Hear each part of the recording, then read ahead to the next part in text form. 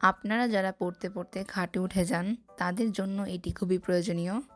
আমি যখনই পড়তে বসি পড়ার টেবিলে কেন যেন আমার পড়া হয় না, আমি সবসময় খাটে উঠে যাই।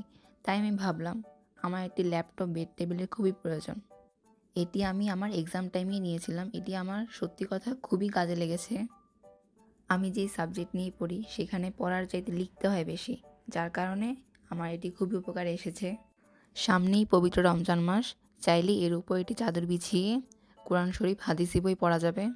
আপনারা অনেকেই বলবেন কার্টুন ছবির এই টেবিলটি কেন নিয়েছি। আসলে টেবিলটি আমার খুবই প্রয়োজন ছিল। দোকানে একটিই ছিল টেবিল, যার কারণে এটাই নিতে হয়েছে বাধ্য হয়ে। আর মন থেকে তো এখনও বাচ্চাই আছি। সাথেই আম্মুর জন্য একটি কিয়ামের নতুন সিরামিক্সের কড়াই কিনেছি।